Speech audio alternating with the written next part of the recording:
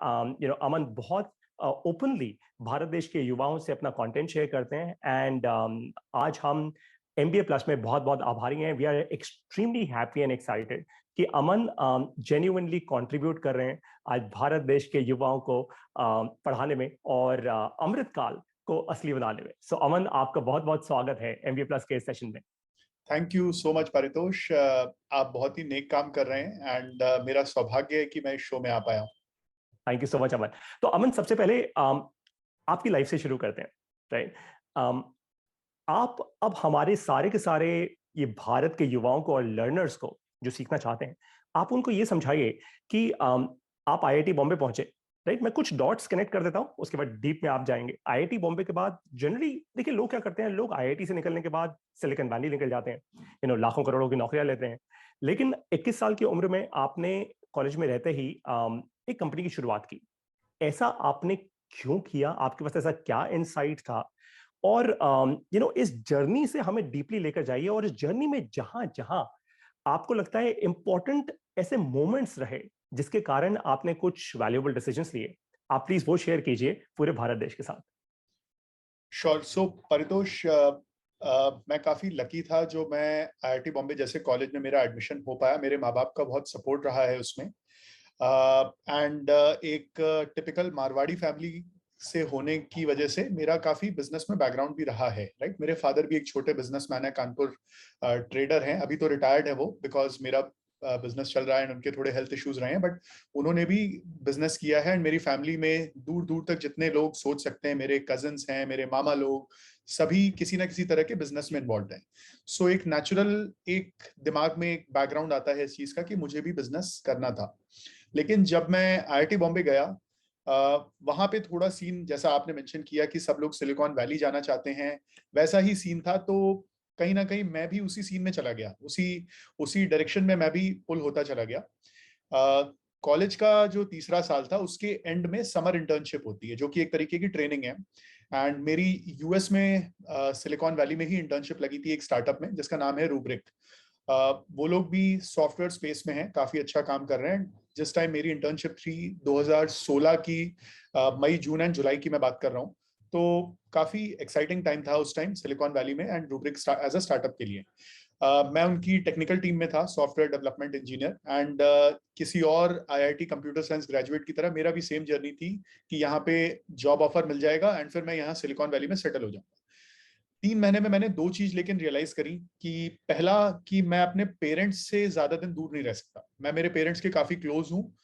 मेरे पेरेंट्स कानपुर में रहते थे, अभी तो मुंबई में मेरे साथ शिफ्ट हो गए। मैं कॉलेज टाइम में जब था तब वो कानपुर में थे एंड मैं तब भी मुंबई से हर महीने कानपुर जरूर जाता था ताकि मैं अपने पेरेंट्स से मिल सकूं। सो 3 महीना मेरे लिए काफी लंबा पीरियड था एंड उस टाइम मुझे रियलाइज हुआ कि मैं ये सस्टेनेबल नहीं है मेरे लिए। मैं लॉन्ग टर्म US में साल साल तक लोग रहते हैं, साल में एक बार दिवाली में आते हैं, मेरे लिए वो नहीं चल पाए। दूसरा ये था कि रूब्रिक बहुत ही अच्छी कंपनी है, बहुत अच्छा कल्चर है, बहुत ही टैलेंटेड लोग हैं, लेकिन कहीं ना कहीं मुझे वो सुबह जब मैं उठता था वो पुश नहीं आता था, वो किक नहीं आता था कि मैं 10 बजे उठूं ऑफिस जाऊं या 9 बजे उठूं 10 बजे ऑफिस पहुंचूं। मुझे लगता था कि मैं एक इंटर्न ही तो हूं, अगर मैं 1 घंटा लेट भी पहुंच गया मेरा मैनेजर कुछ बोलेगा नहीं, कंपनी में कोई फर्क नहीं पड़ता उससे। सो मुझे मेरे काम का इम्पैक्ट उतना फील नहीं हुआ, राइट? सो ये सब ध्यान में रखते हुए मैंने सोचा कि मेरे पास पूरा चौथा साल है कॉलेज का, मेरी इंटर्नशिप अच्छी जा रही है तो मुझे प्री प्लेसमेंट ऑफर तो मिल जाएगा। IIT बॉम्बे में एक अच्छी चीज क्या है कि जो अंडर ग्रेजुएट प्रोजेक्ट होता है, जो रिसर्च प्रोजेक्ट लोग करते हैं, वो ऑप्शनल है। मतलब जिसको करना है करे, जिसको नहीं करना है मत करे। मेरे कोर्सेज लगभग कंप्लीट हो चुके थे क्योंकि मैंने पहले 3 साल ज्यादा एफर्ट डाला था कोर्सेज में। तो बेसिकली मैं जो बताना चाह रहा हूँ कि मेरा पूरा 4th ईयर काफी हद तक खाली था, जो कि 1 साल का पीरियड है जिसमें आपसे कोई एक्सपेक्ट नहीं करता है कि आप पैसा कमाओ या कुछ करिए। उस टाइम पे आप एक्सपेरिमेंट करिए, आप फेल भी होते हैं तो कोई तकलीफ वाली बात नहीं है। तो मेरे दोस्त ने मुझे बताया कि IIT बॉम्बे में एंटरप्रेन्योरशिप का बकायदा एक डिपार्टमेंट बना दिया गया है। जैसे कंप्यूटर साइंस है, मैकेनिकल इंजीनियरिंग है, वैसे ही एंटरप्रेन्योरशिप का डिपार्टमेंट बना दिया गया है। उसमें वो लोग कोर्सेज कंडक्ट करा रहे हैं हमारे जैसे यंग स्टूडेंट्स को एक्सपोज करने के लिए एंटरप्रेन्योरशिप के कॉन्सेप्ट से, जैसे मार्केटिंग हो गई, कस्टमर से बात करना, कैसे प्रोडक्ट बनाते हैं। देखिए एज इंजीनियर्स हमें प्रोडक्ट बनाना बहुत नेचुरली आता है। जो हार्ड पार्ट होता है उसको, जो डिफिकल्ट है, मुश्किल है कि उसको मार्केट में कैसे लेके जाएं, कस्टमर से कैसे बात करें, राइट, उसके अराउंड बिजनेस कैसे बनाएं, उसका प्राइसिंग कैसे स्ट्रक्चर करें। तो जो आईआईटी बॉम्बे के पुराने हमारे सीनियर्स हैं जिन्होंने लेट्स से 1975 में ग्रेजुएट किया है कॉलेज से, जो कि आज करोड़ों रुपए, हजारों करोड़ों के बिजनेस खुद बना के बैठे हैं, वो लोग कॉलेज को वापस कुछ देना चाहते हैं, राइट, एंड इसलिए उन लोगों ने एज अ प्रोफेसर वहां पे ज्वाइन कर लिया। एंड ये पार्ट टाइम उनकी पोजीशन होती है, बिकॉज फुल टाइम तो वो खुद भी बिजनेस चला रहे हैं या रिटायर्ड हैं, काफी सीनियर हैं। तो वो एक एक घंटे के लेक्चर्स हफ्ते में 2 लेते हैं, जिसमें वो अपनी जर्नी के बारे में बताते हैं, हमें गाइड करते हैं, हमारे प्रोडक्ट के बारे में समझना चाहते हैं, हमारे मोटिवेशन समझना चाहते हैं। तो मेरा काफी सौभाग्य रहा है कि मुझे ऐसे अच्छे लोगों का नेटवर्क मिला आईआईटी बॉम्बे के थ्रू।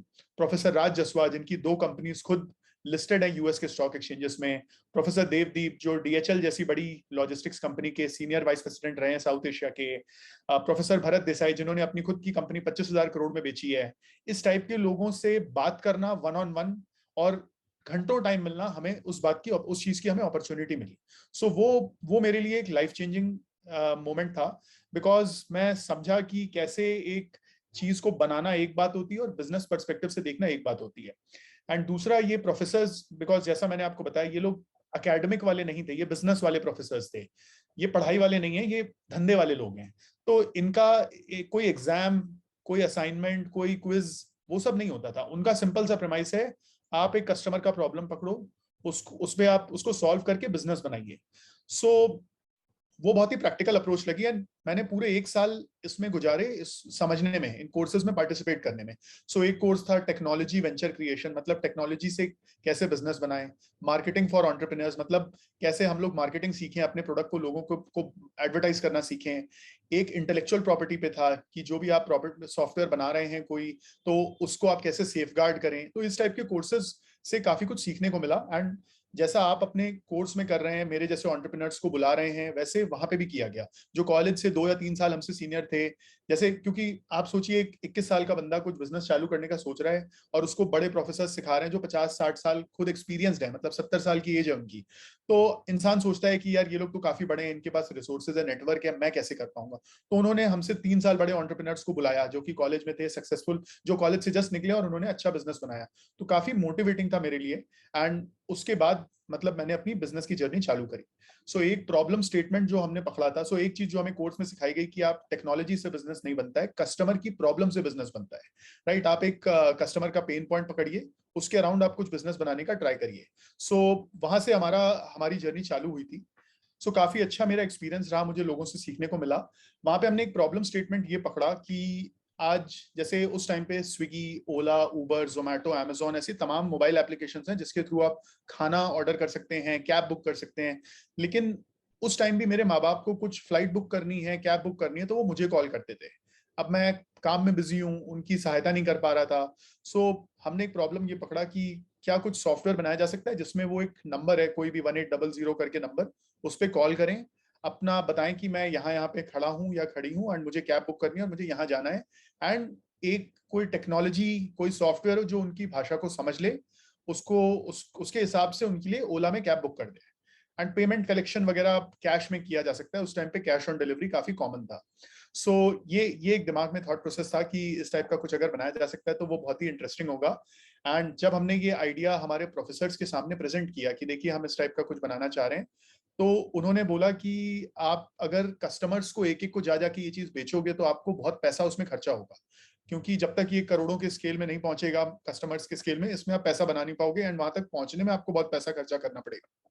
सो हमें वो बात समझ में आई। उन्होंने बोला कि आप एक काम करो, आप ये जो बड़े बड़े बैंक्स हैं, बड़ी कंपनीज हैं जिनके पास ऑलरेडी कस्टमर्स हैं खूब सारे, आप इनको जाके अपने सॉफ्टवेयर, अपनी टेक्नोलॉजी दे दो और इनको बोलो आप अपने कस्टमर्स को सर्विस करिए इस सॉफ्टवेयर के through. And because as I said, जैसा मैंने बोला कि ये प्रोफेसर्स खुद ही अपने आप में बड़े बिजनेसमैन थे, इनके कनेक्ट्स थे अच्छे अच्छे बैंकों में। सो मुझे एक प्रोफेसर ने यस बैंक में इंट्रोड्यूस कराया, एक ने एचडीएफसी बैंक में कराया, एक ने हमें ये आपका एक्सिस बैंक में कराया। सो हम अर्ली स्टेज में थे, हम इन बैंकों के सामने जाके हम अपने आप को बिजनेसमैन प्रेजेंट नहीं कर सकते क्योंकि हम कॉलेज में हैं। बट एक चीज अच्छी थी, बिकॉज हम स्टूडेंट थे, तो हम जाके बोलते थे कि देखिए हम रिसर्च कर रहे हैं इस टेक्नोलॉजी पे कि कस्टमर एक्सपीरियंस को हम कैसे अच्छा करें। कस्टमर एक आपका जो कस्टमर है आज जो बैंकिंग नहीं कर पा रहा है बिकॉज आपकी ऐप है, कॉम्प्लेक्स है, नेट बैंकिंग, मोबाइल बैंकिंग लोगों को समझ में नहीं आ रहा, आज उनको एक सरल माध्यम से हम कैसे सर्विस प्रोवाइड करें बैंकिंग की।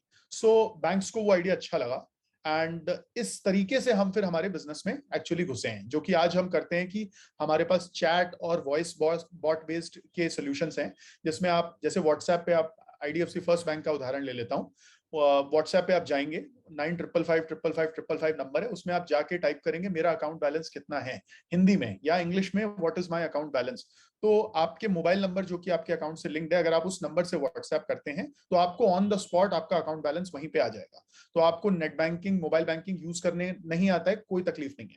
आपको जानना है कि आपके पिछले 5 ट्रांजैक्शन कैसे रहे, आपको अपना डेबिट कार्ड ब्लॉक करना है, आपको लोन के लिए अप्लाई करना है, आपको फिक्स डिपॉजिट करनी है, अपने देश की भाषा हिंदी या फिर जो कॉमन लैंग्वेज है इंग्लिश, दोनों में आप आसान तरीके से व्हाट्सएप जैसे इजी माध्यम जो कि आज बच्चा बच्चा यूज कर रहा है, सब लोग यूज करना जानते हैं, उसमें आप ये कर सकते हैं।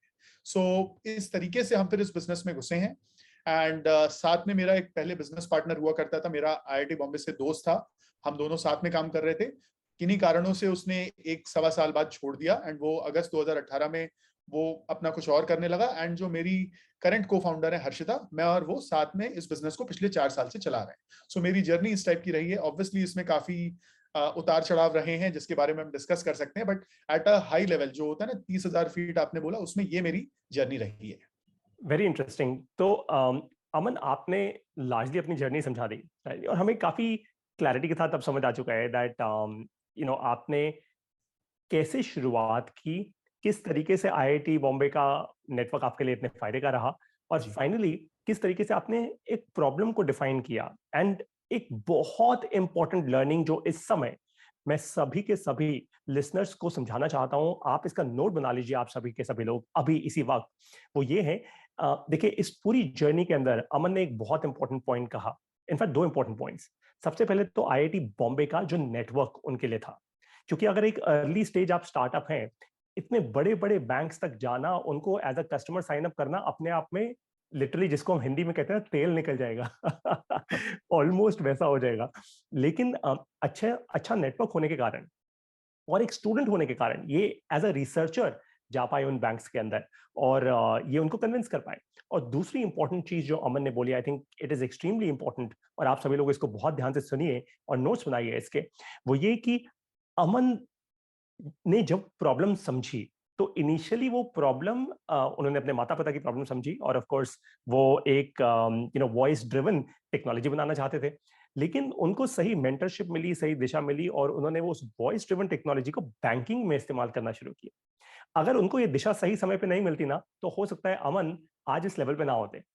तो आप सब लोगों को ये भी समझना है दैट कई बार टेक्नोलॉजी को लेकर ना हम लोग बड़े एक्साइटेड हो जाते हैं, हमें लगता है भाई साहब जो हम सोच रहे हैं एकदम परफेक्ट है, राइट?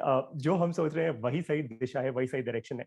और जनरली भारत का यूथ यही गलत हो जाता है, क्योंकि एज एंटरप्रेन्योर्स हमें ना अपने आइडिया पे बड़ा विश्वास होता है। हमें लगता है भाई बस सनी देओल ने हैंडपंप उखाड़ा था तो हमारा आइडिया एकदम कुछ भी कर देगा, राइट? लेकिन अच्छे आइडिया को सही डायरेक्शन मिलना वो बहुत क्रिटिकल है। और ये आप लोगों को भी इनफैक्ट इसलिए एमबी प्लस और ऐसे बहुत सारे और अच्छे मेंटर से जुड़ना चाहिए और समझना चाहिए कि आपके लिए सही डायरेक्शन क्या है। तो अमन, आप थोड़ी और डेप्थ में चलते हैं।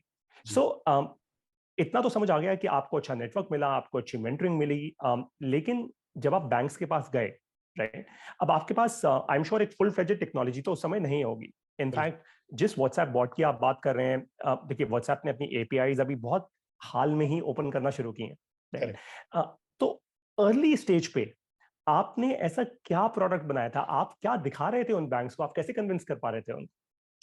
सो परितोष, देखिए कुछ कुछ इसमें कंट्रीब्यूशन जो है लक का भी रहा है। मैं आपको बताता हूँ, पहला कस्टमर हमारा जो था स्टेट बैंक ऑफ इंडिया था। Right, state bank of India India का कस्टमर बेस वाइज सबसे बड़ा बैंक है, हम सब जानते हैं। राइट, 47 करोड़ लगभग कस्टमर्स हैं, जो कि पूरे अमेरिका की आबादी से ज्यादा है। So and public sector bank है, टेंडर प्रोसेस, राइट, वो सब चीजें रहती हैं जो कि और उसको कठिन बनाती हैं। बट कहीं ना कहीं हम लकी थे। तो मैं आपको बताता हूँ स्टेट बैंक ऑफ इंडिया पहला कस्टमर कैसे आया।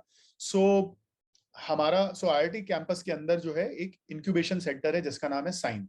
इंक्यूबेशन सेंटर में क्या करते हैं, जैसे पढ़ा रहे हैं प्रोफेसर्स एंटरप्रेन्योरशिप के डिपार्टमेंट में, लेकिन जो लोग डिसाइड करते हैं कि हाँ भाई हमें कंपनी बनानी है एक्चुअली, तो उनको इंक्यूबेशन सेंटर आगे का सब सहयोग प्रदान करता है। जैसे कि आपको इन्वेस्टमेंट रेज करना है, फंडिंग, कस्टमर्स का आपको कॉन्टैक्ट चाहिए, तो उनके पूरा इकोसिस्टम रहता है जिसमें वो आगे के लेवल का सपोर्ट प्रोवाइड करते हैं।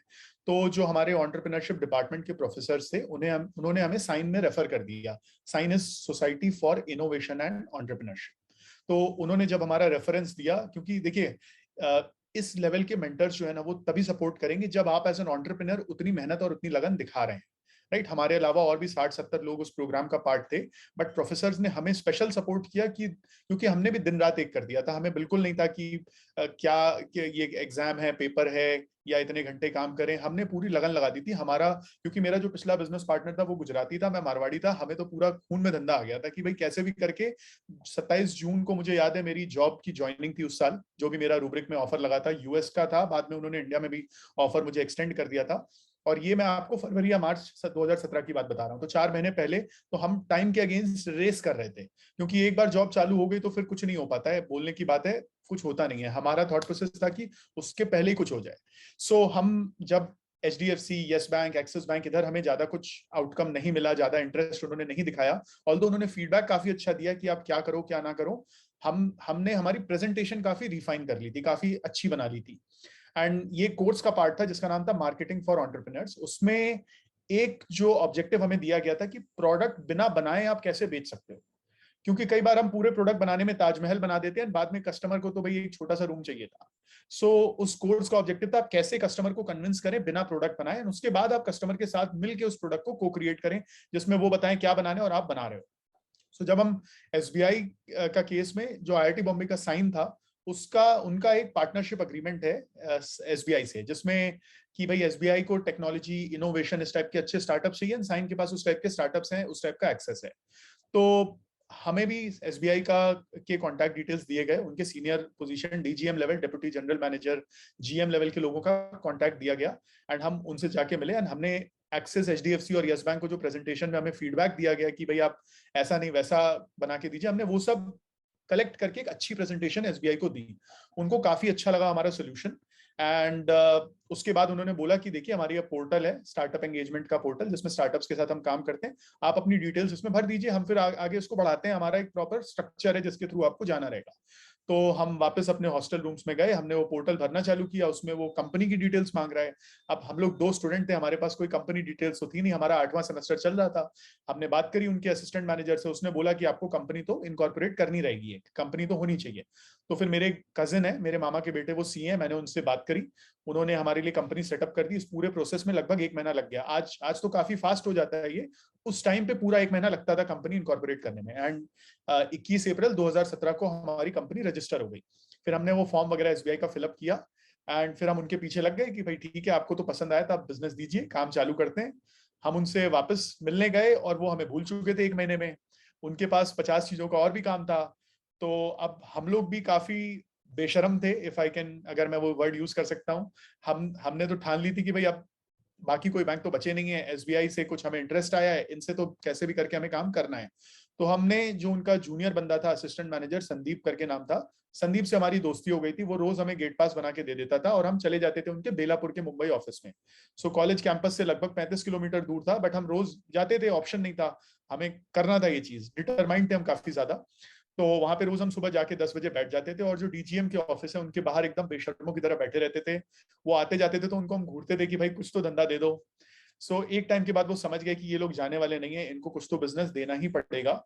एंड उन्होंने हमसे बोला कि 1 जुलाई को हमारे बैंक का स्थापना दिवस है, फाउंडेशन डे, एंड हमारी जो चेयरमैन है अरुंधति भट्टाचार्य मैडम, उनको कुछ देखना है, कुछ टेक्नोलॉजी इनोवेशन में कुछ हमने बैंक में क्या किया है, तो आप जो है आपका प्रोडक्ट हमारे बैंक के लिए जो चैटबॉट एक आप बनाने का दिखाइए हमें।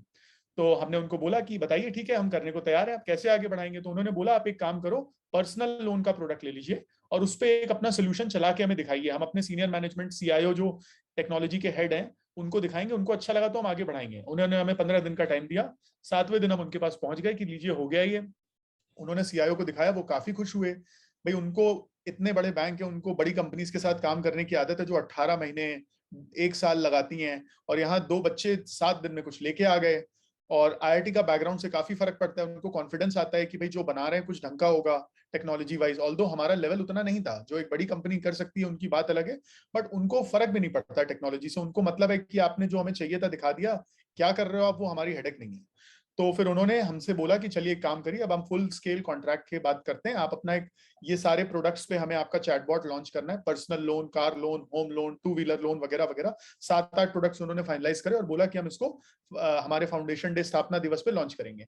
तो हम लोग लग गए उस चीज को पूरा बनाने में, और उनको दिखाते रहे कंसिस्टेंटली कि देखिए ये प्रोडक्ट बनाया। उन्होंने फीडबैक दिया, चलाया, उनको बहुत अच्छा लगा।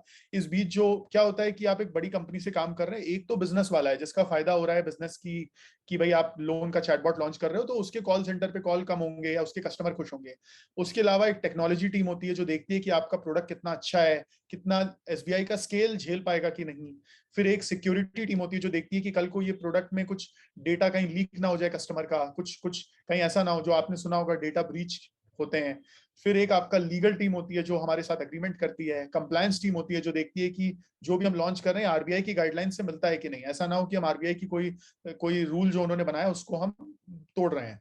फिर आपका फाइनेंस टीम होती है जो कि कमर्शियल पूरा नेगोशिएशन करती है कि भाई आपका प्राइस क्या है, फाइनेंस एंड प्रोक्योरमेंट, राइट।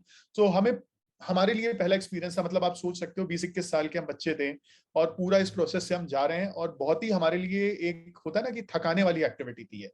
क्योंकि हम सुबह 7-7:30 बजे हॉस्टल से निकलते थे, हमें जाना पड़ता था बेलापुर जो 2 घंटे का रास्ता है, और 10 बजे पहुंचना भी रहता था। और लोकल ट्रेन से जाते थे, कैब के पैसे नहीं थे, 35 किलोमीटर कैब 750-800 रुपए, इतने पैसे नहीं थे हमारे पास। तो सुबह खा भी नहीं पाते थे, मैस 7:30-8 बजे चालू होती थी जो हॉस्टल की मैस है। तो हमारे लिए बहुत ही एग्जॉस्टिंग था, बट हमें दिख रहा था कि कुछ हो रहा है, तो अब नहीं छोड़ते हैं। सो क्या नाम है, एसबीआई में ये सब पूरा प्रोसेस चला। इस बीच मेरे को फाउंडर की दादी एक्सपायर कर गई, तो वो अहमदाबाद चला गया, एंड वो मेरी जिंदगी का सबसे स्ट्रेसफुल टाइम था उस समय, क्योंकि नेगोशिएशन चल रहे हैं और मुझे पूरा रगड़ दिया था एसबीआई वालों ने। वो सही कर रहे थे अपनी तरफ से, वो सही कर रहे थे, बट मैं प्रिपेयर्ड नहीं था इतना। एंड इस बीच जब वो वापस आया, हमारे नेगोशिएशंस भी चालू हुए। एसबीआई से जो प्राइस नेगोशिएशन होता है उसमें एक उनके जीएम थे जो कि जिनका एक्सपीरियंस हम दोनों की उम्र से ज्यादा था मिला के। हम दोनों 20-20 साल के, उनका एक्सपीरियंस 40 साल का था, एंड उनके साथ 6 और डीजीएम थे। तो उन्होंने काफी हमारा जो हमने उनको कोटेशन भेजा था, जो प्रपोजल भेजा था, उसमें एक एक चीज पकड़ी कि भाई इसमें ये कहाँ लिखा है कि आप चैटबॉट जो है सिर्फ इंग्लिश में लॉन्च करेंगे, आप तो सारी भाषा में करके दीजिए। तो हमने बोला नहीं सर ऐसा नहीं है। तो बोला प्रपोजल रिवाइज करके अगले दिन मिलिए। अगले दिन मिले तो बोल रहे हैं कि आपने इसमें जो है पर क्वेश्चन जो आपने चार्ज डाला है कि भाई होम लोन का एक क्वेश्चन है कि what is the interest rate, या होम लोन का दूसरा क्वेश्चन है कि हाउ टू अप्लाई, इस टाइप के जो अलग अलग क्वेश्चन हैं आप इसके हिसाब से प्राइसिंग डाल रहे हैं। तो फिर इसका इसका मतलब क्वेश्चन का क्या डेफिनेशन है, हमारी पूरी वेबसाइट को मैं क्वेश्चन मान सकता हूँ क्या? तो हमने बोला नहीं सर ऐसा नहीं है, एक क्वेश्चन इतना ही है। तो बोला प्रपोजल में डाल के दोबारा लेके आइए। ये 7 दिन तक चलता रहा। आप सोच लीजिए उन्होंने हमें कितना निचोड़ा कि एक तरफ हमें दिख रहा है कि ये जो कॉस्ट हमसे नेगोशिएट कर रहे हैं इनको हड़बड़ी की पड़ी नहीं है, और उधर से हमें जो बिजनेस टीम है वो पीछे पड़ी है कि भाई आप जल्दी से लॉन्च करो, आप टाइम क्यों लगा रहे हो। तो एंड ऊपर से माँ बाप का प्रेशर कि बेटा तुम क्या कर रहे हो, तुम्हें एसबीआई जो है बच्चा समझ के कुछ कुछ टहला रहा है। और चौथा हमारी जॉब हमारे सिर पे थी, क्योंकि जून 27 से ज्वाइनिंग थी, हमारा मई का महीना निकल चुका था, जून चालू हो गया था। तो काफी हमारे ऊपर प्रेशर था उस टाइम, बट फिर सब मिला जुला के होता है ना कि भाई लगे हुए हैं, कर रहे हैं, भगवान की कृपा रही, माँ बाप की आशीर्वाद रहा, एंड हमारा जो है एसबीआई से एक अच्छा लॉन्च किया। उन्होंने हमें पहला कॉन्ट्रैक्ट एक साइजेबल दे दिया, और हमारा जून एंड में हमने लॉन्च किया। 1 जुलाई को बैंक लेवल पे अनाउंस किया गया। सेकेंड लेवल पे बैंक का जो स्थापना दिवस था वो टेक्नोलॉजी टीम के लिए अलग से उसका एक फंक्शन होता है, उस फंक्शन में हमें बुलाया गया। उनके जो चीफ टेक्नोलॉजी ऑफिसर हैं, चीफ इंफॉर्मेशन ऑफिसर हैं, उन्होंने 1200 एम्प्लॉयज के सामने हम दोनों को सम्मानित किया। मेरे पास आज भी वो वीडियो है, एंड हमारे लिए वो एक बहुत बड़ा अचीवमेंट था कि भाई इतना बड़ा बैंक हमारे साथ काम कर रहा है।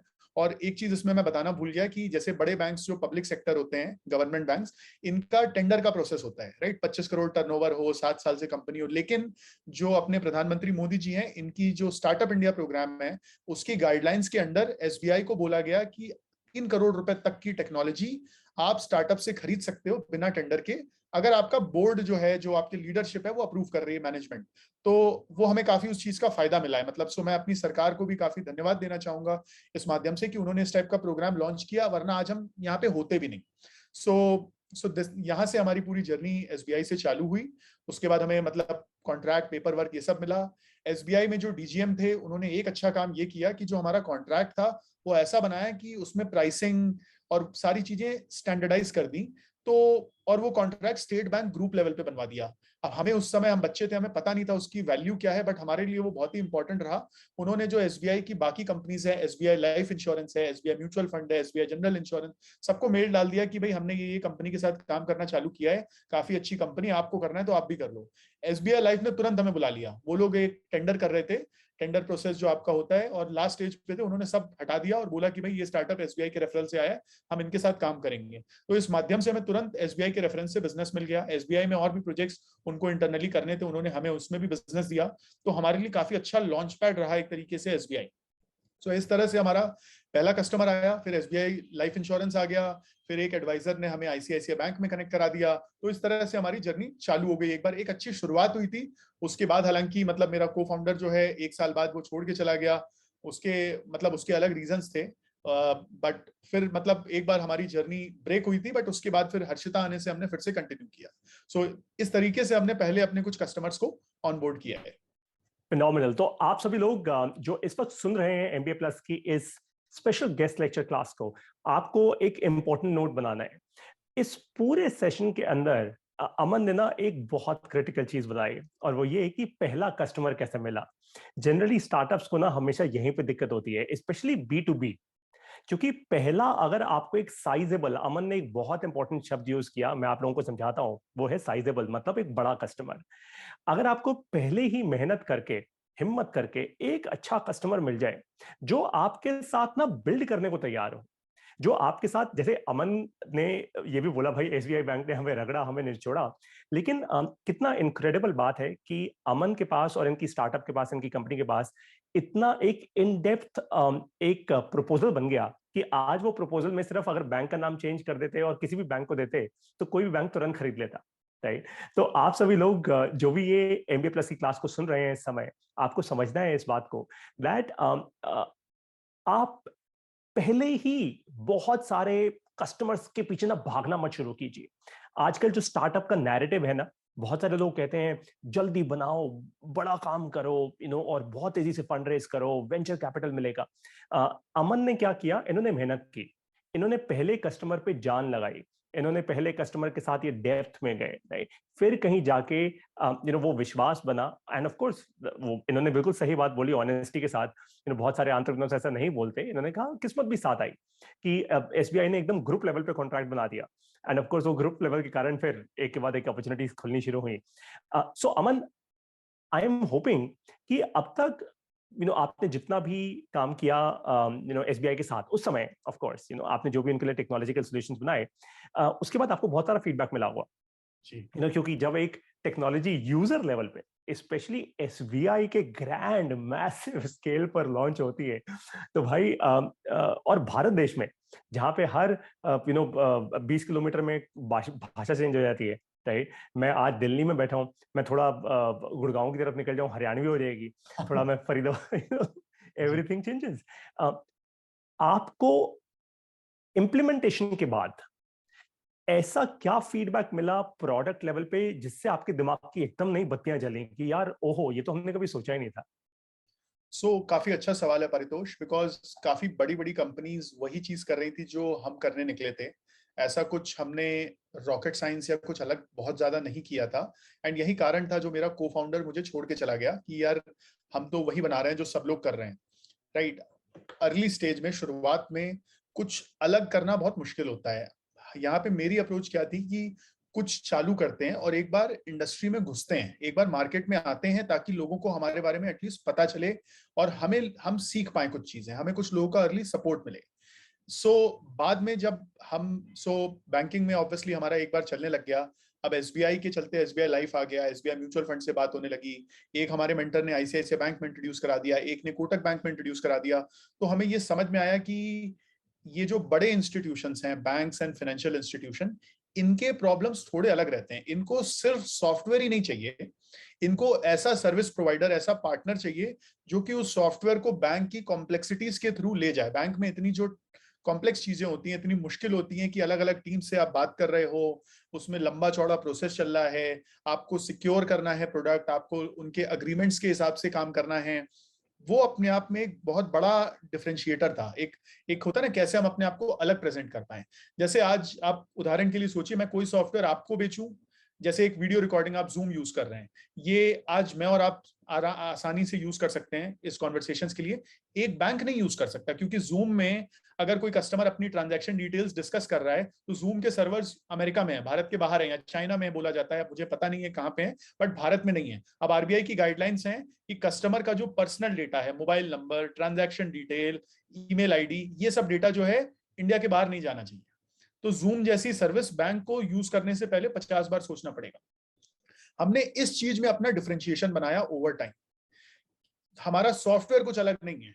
हमारा सॉफ्टवेयर में जो अलग चीज वो ये है कि वो बैंक की जो गाइडलाइंस हैं, आरबीआई की, कंप्लायंस की, सिक्योरिटी की, हम उस सॉफ्टवेयर को उस लेवल तक लेके आ पाए हैं, जो कि हमारा सबसे बड़ा डिफरेंशिएटर बन गया। ये सारी लर्निंग्स हमारी अर्ली कस्टमर से हुई है, state bank of India, ICICI, Kotak वगैरह से। सो इसमें जैसे हमारा स्टेट बैंक आने से एसबीआई की ग्रुप कंपनीज धीमे धीमे आना चालू हो गए। सेम वे आईसीआईसीआई, जब हमने बैंक से काम चालू किया, आईसीआईसीआई सिक्योरिटीज जो की स्टॉक ब्रोकिंग कंपनी, उन्होंने हमारे साथ काम करना चालू कर दिया। कोटक बैंक से हमने चालू किया तो फिर इनकी कोटक की सब्सिडरीज आ गई। आज हम bank, mutual fund, life insurance, general insurance, stock broking, NBFC, या इवन आईसीआईसीआई फाउंडेशन है, उनके साथ भी काम करते हैं।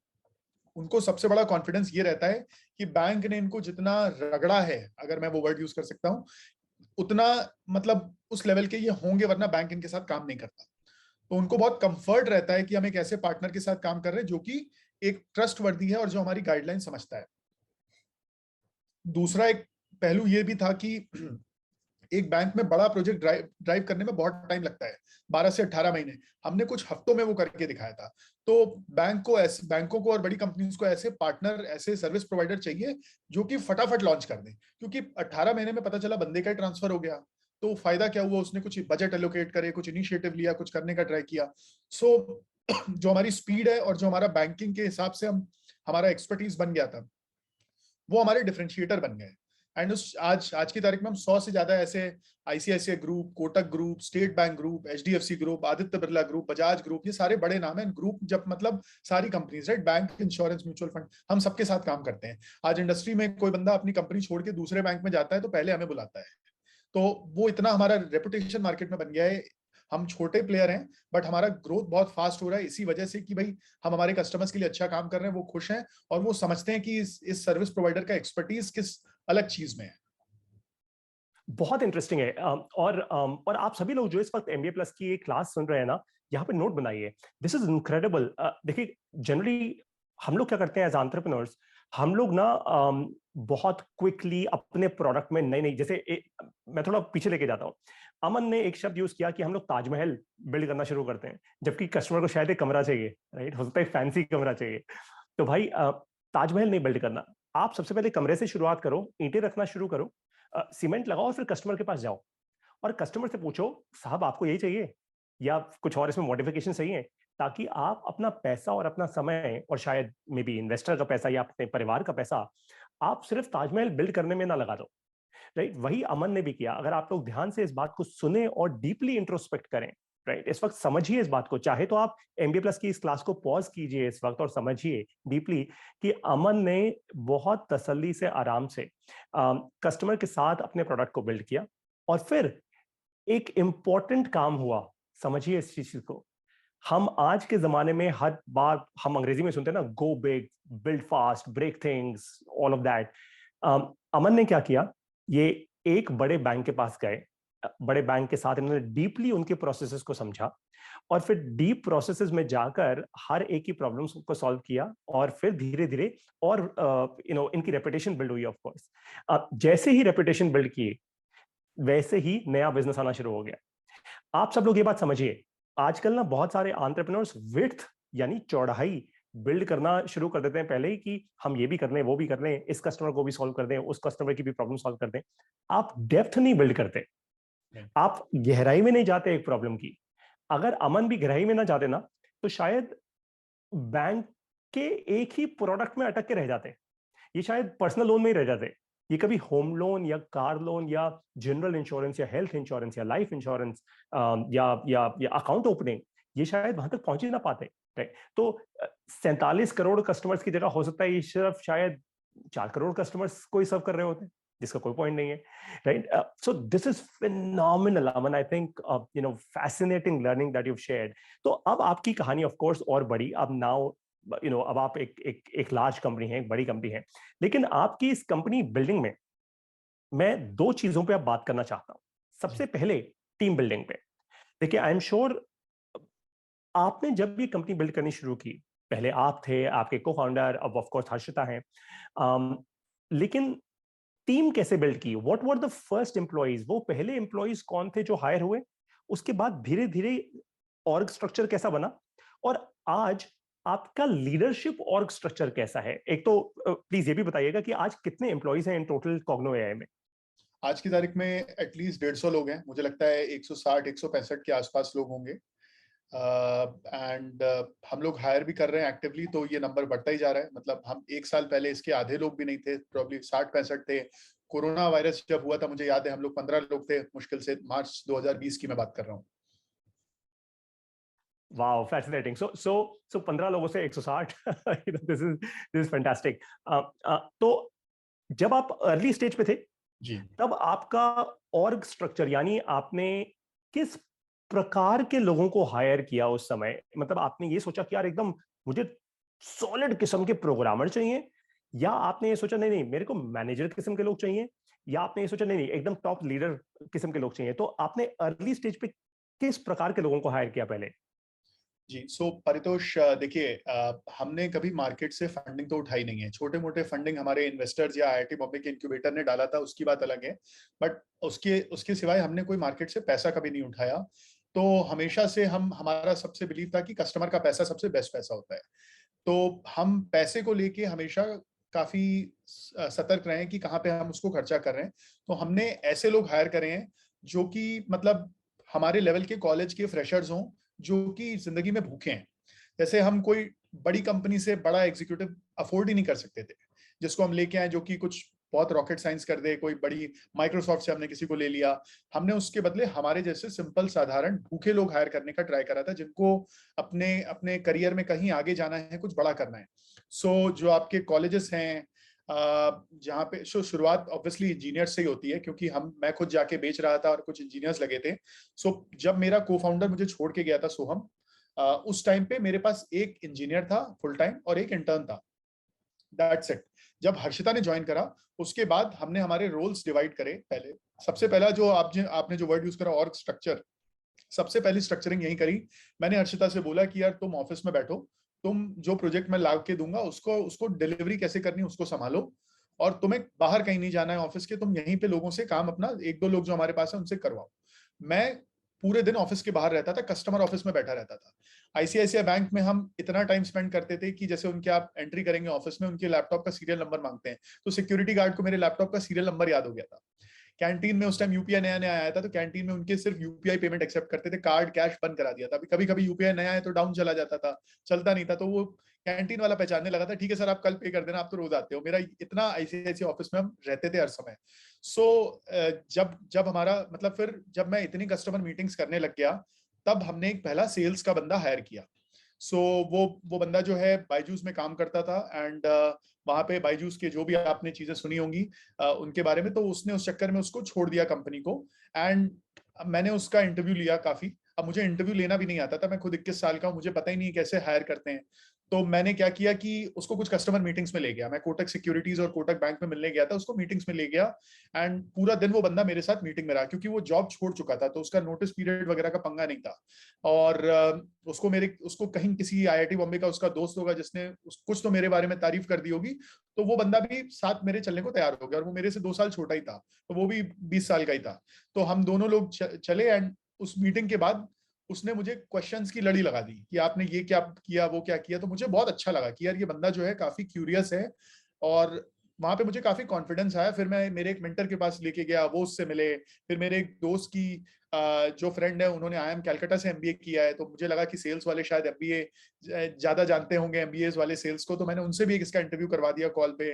तो मैंने जितना कोशिश करी उसको रगड़ दिया बेसिकली। एक टाइम के बाद मुझे मुझे तब भी पता नहीं लगा कि मैं सही बंदा हायर कर रहा हूँ कि नहीं, बट मुझे एक लगा कि यार ये बंदा काफी मेहनती है, क्योंकि 2 दिन से मैं इसको रगड़ रहा हूँ और इसने कुछ बोला नहीं है अभी तक।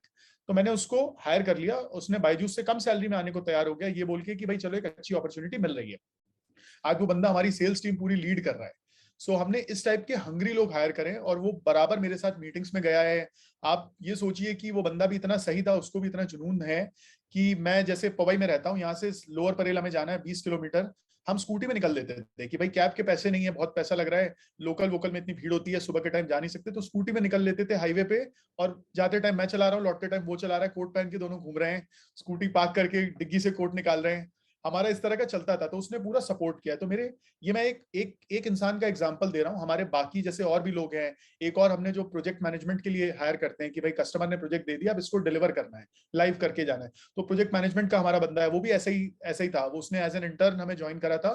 एंड कॉलेज के पूरे 1 साल उसने हमारे साथ काम किया।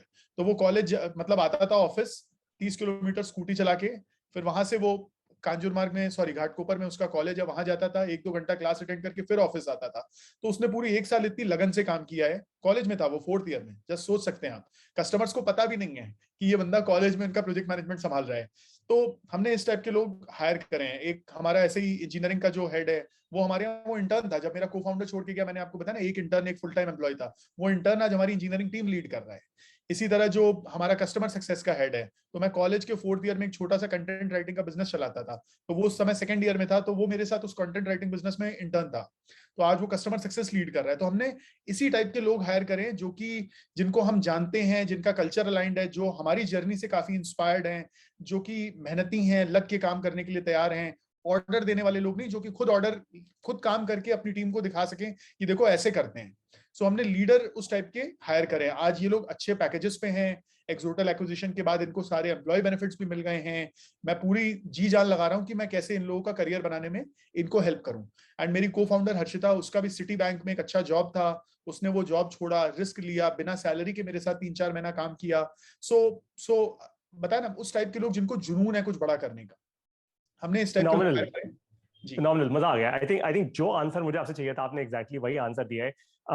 आपने इसके आसपास कोई फ्लावरी शब्द नहीं लगाए कि यार हमने ऐसा किया वैसा किया, बड़ी बड़ी बातें, राइट। सो अब आज आप 160 लोगों की कंपनी है, जी राइट। आज आपका ऑर्ग स्ट्रक्चर कैसा है? ऑफ कोर्स थिंग्स आर, आपकी भाषा से ही मुझे समझ आ गया, it's a lot more structured now, जी राइट। आपके पास प्रोजेक्ट डिलीवरी करने के लोग हैं अलग, there would be PMs and so on and so forth. But आज जब आप हायर करते हैं, राइट, तो लीडरशिप पे पहले मुझे बताइए, लीडरशिप टीम किस तरीके से डिजाइन है, राइट। जी और फिर उसके नीचे, ऑफ कोर्स उसके नीचे तो आप वैसे भी बता चुके हैं, customer success and project management and of course आपकी इंजीनियरिंग टीम एंड आपकी सेल्स टीम, बट लीडरशिप आपकी कैसी है? सो मैं पूरा, जैसे मैंने आपको बताया, कस्टमर साइड मैं देखता हूँ। तो मेरे नीचे एक सेल्स का हेड है, जो कि बायजूस वाला मैंने आपको बताया इंसान। एक project delivery which is basically जो सेल्स ने बेच दिया उसको लाइव लेके जाना, उसका हेड है। और एक कस्टमर सक्सेस का हेड है। ये 3 मुझे मेरे साथ काम करते हैं। एंड जो मेरी को फाउंडर है हर्षिता, उसके नीचे एक प्रोडक्ट हेड है, जो कि प्रोडक्ट के फीचर्स, टाइमलाइंस और वो सब बनाना, और एक इंजीनियरिंग का हेड है। सो इस टाइप का स्ट्रक्चर है। और जो एचआर होता है, जो कि हायरिंग रिक्रूटमेंट, वो हम दोनों के साथ कॉमनली काम करता है, बिकॉज दोनों को एचआर की इक्वली जरूरत है। तो ये हमारा ऑफ आज की कोर्स। तारीख में स्ट्रक्चर है। कुछ वर्टिकल्स हैं जो अभी हम डेवलप कर रहे हैं, जैसे एक मार्केटिंग का वर्टिकल हम बना रहे हैं। अगेन मार्केटिंग कस्टमर फेसिंग है, तो वो मेरे पास आएगा। तो हमने एक बहुत अच्छी चीज करी है कि एकदम साफ साफ पार्टीशन बना दिया है कि भाई ये तुम्हारा है, इसमें जो नफा हुआ नुकसान हुआ हम दोनों सहेंगे, लेकिन डिसीजन आप लोगे, जो कि हर्षिता का। और ये मेरा डिवीजन है, इसमें जो नफा हुआ नुकसान हुआ हम दोनों का, लेकिन डिसीजन मैं लूंगा। वैसा उस तरह से क्या होता है कि देखिए, एक म्यान में 2 तलवार नहीं रहनी चाहिए। 2 अकलमंद लोग एक ही चीज में अगर करेंगे ना, तो पक्का झगड़े होंगे। तो हमने इसीलिए पार्टीशन एकदम क्लियर बना रखा है हम दोनों के रिस्पेक्टिव टीम्स का। तो आगे जैसे बिजनेस डेवलपमेंट का वर्टिकल हम सेटअप कर रहे हैं, तो वो सब मेरे अंडर आएगा। इंफॉर्मेशन सिक्योरिटी का एक वर्टिकल सेटअप कर रहे हैं, तो वो हर्षिता के अंडर जाएगा, क्योंकि सिक्योरिटी प्रोडक्ट से ज्यादा क्लोज है, इंजीनियरिंग से क्लोज है as compare to business side पे। करेक्ट। हमारे डिसीजंस भी ऐसे ही रहते हैं। वेरी इंटरेस्टिंग है। सो अब ऑफ कोर्स हम उस एक लेवल पर आ गए हैं इस एमबीए प्लस के एक स्पेशल गेस्ट लेक्चर में, जहां पे आई थिंक अब वो समय आ गया है जहां पे हम एक ब्रेक लें, और अब हम डीप जाएंगे आपके साथ एक इंपॉर्टेंट कॉन्वर्सेशन में। और वो कॉन्वर्सेशन है प्रोडक्ट लेवल की कॉन्वर्सेशन। आई अंडरस्टैंड आप कस्टमर फेसिंग है राइट, लेकिन you understand your technology really well. और एमबीए प्लस में देखिए हमारा एक सिंपल सा मोटिव है अमन। प्रधानमंत्री श्री नरेंद्र मोदी ने कहा कि ये भारत का अमृतकाल है, और मेरा ऐसा अपना पर्सनल मानना है कि भारत का अमृतकाल केवल तभी हो सकता है जब हमारे देश का युवा, हमारे देश का यूथ, चाहे वो टियर 1 में हो, चाहे वो छोटे शहरों में हो या गांव में हो, तहसीलों में हो, वो बिजनेस और टेक्नोलॉजी समझेगा। जब तक बिजनेस और टेक्नोलॉजी की समझ नहीं होगी ना, तब तक आगे बढ़ना बहुत मुश्किल है। तो अब मेरा आपसे सवाल ये है अमन कि देखिए आर्टिफिशियल इंटेलिजेंस एक ऐसा डोमेन है जो बहुत वास्ट है। मतलब वो एक एप्लीकेशन है जिसको आप किसी भी प्रॉब्लम को सॉल्व करने में लगा सकते हो, राइट। आप एक मशीन को समझा सकते हो, वो मशीन अपने आप ही कुछ कुछ समझ सकती है। जैसे अभी मैंने 2 दिन पहले एक बड़ी इंटरेस्टिंग चीज देखी। स्टीव जॉब्स, जॉब इस दुनिया में नहीं रहे, राइट। किसी एक कंपनी ने एक बड़ा ही इंटरेस्टिंग पॉडकास्ट लॉन्च किया है, which is between Steve jobs and जो रोगन, राइट। जबकि वो 2 लोग आपस में कभी बात करे उन्होंने करा ही नहीं। It was completely created by artificial intelligence, right. आपने एआई का इस्तेमाल किया, इस टेक्नोलॉजी को लेवरेज किया, आपने व्हाट्सएप का इस्तेमाल किया, which is messaging as a technology. तो आपने टेक के डिफरेंट स्टैक्स उठाए और फाइनली आपने उसको इंप्लीमेंट किया कस्टमर एक्सपीरियंस सॉल्व करने के लिए, राइट। ऑफ कोर्स लार्जली आपने बैंकिंग से शुरू किया, आई एम श्योर आप और अलग इंडस्ट्रीज में जा रहे होंगे। तो अब मेरा आपसे सवाल ये है, अगर आप भारत देश के युवाओं को एकदम आसान भाषा में ये समझाना चाहें कि ये कस्टमर एक्सपीरियंस की जो एप्लीकेशन आपने बनाई है, ये जो मैसेजिंग का स्टैक आपने यूज किया, ये जो एआई का स्टैक या टेक आपने यूज किया, वो है क्या?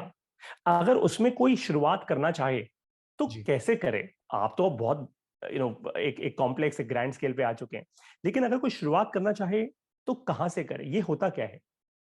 शॉर्ट सो परितोष, बेसिकली देखिए मैं आपको सरल भाषा में बताऊं तो आज की तारीख में जो मैंने प्रॉब्लम स्टेटमेंट से जो चालू किया था, उस पर वापस जाते हैं। किसी इंसान को, जैसे मेरी मम्मी या पापा, उनको कैब बुक करनी है, फ्लाइट बुक करनी है, उनके लिए एक बहुत बड़ा चैलेंज आता है। लेकिन चैट यानी कि व्हाट्सएप हो गया या चैट हो गए, जनरली ये बहुत ही सरल माध्यम होते हैं। आज की तारीख में हर एक इंसान जो है फेसबुक पे, मैसेंजर पे चैट करता है या व्हाट्सएप पे चैट करता है। तो आज अगर अगर हम यही माध्यम लोगों को दे पाए जिसमें वो चैट कर पाए कॉल सेंटर एजेंट से, जो कि उनकी सहायता कर दे किसी चीज में, या फिर अगर कॉल सेंटर एजेंट बिजी है या अवेलेबल नहीं है तो कैसे उसको टेक्नोलॉजी जो वो टाइप कर रहे हैं उसको समझे और रिस्पॉन्ड करे। सिंपल एग्जांपल ले लीजिए आप, जैसे मैंने टाइप किया मुझे होम लोन का इंटरेस्ट रेट जानना है, तो टेक्नोलॉजी, अब ये एक ओपन सेंटेंस है, मैंने फ्री फ्लो में लिख दिया। कोई और बोल सकता है कि क्या आप मुझे होम लोन का इंटरेस्ट रेट बता सकते हैं। कोई और पूछेगा कि मुझे घर बनाना है, उसका इंटरेस्ट रेट कितना है। तो हमने क्या किया, ऐसी टेक्नोलॉजी बनाई जो इन सारे सेंटेंसेस को, अलग अलग तरीके हैं सेम चीज पूछने के, उनको एक सिंगल चीज से आइडेंटिफाई करे कि भाई ये इंसान एक्चुअल में क्या बोलना चाह रहा है। इसको हम हमारे सॉफ्टवेयर के टर्म्स में इंटेंट बोलते हैं। सो इस इंसान का इंटेंट क्या है। सो एसेंशियली जो टेक्नोलॉजी है वो है इंटेंट रिकॉग्निशन की, पहचानना कि कस्टमर का इंटेंट क्या है। सो इसके लिए तमाम तरीके के मशीन लर्निंग और आर्टिफिशियल इंटेलिजेंस के एल्गोरिदम्स हैं। सरल एल्गोरिदम्स हैं जो आपका मतलब अलग अलग तरीके से लॉजिस्टिक्स रिग्रेशन एंड क्लासिफिकेशन बोलते हैं जिनको करते हैं, और कॉम्प्लेक्स एल्गोरिदम्स भी हैं, न्यूरल नेटवर्क, जो कि आज की तारीख में सबसे ज्यादा पॉपुलर हैं। सो उसमें होता क्या है कि आप एक डेटा सेट कंप्यूटर को देते हैं जिसमें, जैसे आप, मैं एक सिंपल एग्जांपल लेता हूं। एक छोटा बच्चा है, उसने कैंडल जलती हुई देखी, वो जाएगा और उसको छूने का ट्राई करेगा क्योंकि उसको एक अच्छा सा लाइट ऑब्जेक्ट दिखाई दे रहा है। बट एक बार उसकी उंगली जलेगी तब वो समझ जाएगा, दोबारा हो सकता है वो फिर से ट्राई करे, तीसरी बार वो समझ जाएगा कि भाई ये कोई कैंडल जैसी चीज जो लाइट जल रही है, इसको छूना नहीं है, हाथ जल जाएगा। तो उसने सीखा। ये एक तरीके का उदाहरण है मशीन लर्निंग का, जबकि वो ह्यूमन सीख रहा है, बट ऐसे ही मशीन्स भी सीखती हैं कि आप उनको दिखाते हो कि क्या सही है, क्या गलत है, क्या क्या चीज। For example in this case, इस केस में कैंडल को टच नहीं करना चाहिए, गर्म है, बट मैं ट्यूबलाइट को छू लूं तो हो सकता है कुछ ना हो। अब कैंडल में लाइट जल रही है, बट मैं मोबाइल में, अगर मोबाइल स्क्रीन में कैंडल जैसी चीज जला रहा हूं तो वो टॉर्च लाइट मुझे एक्चुअली काम आ रही है।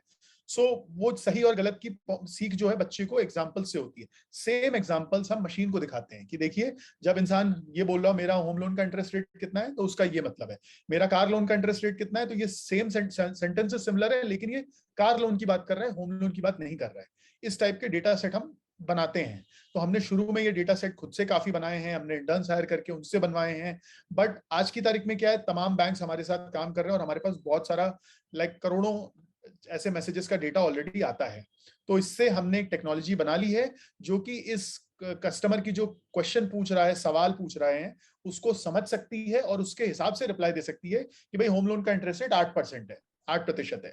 सो ये आपका मशीन लर्निंग का एक क्लासिक एग्जांपल है जिस तरीके से हम इसको अप्लाई कर रहे हैं।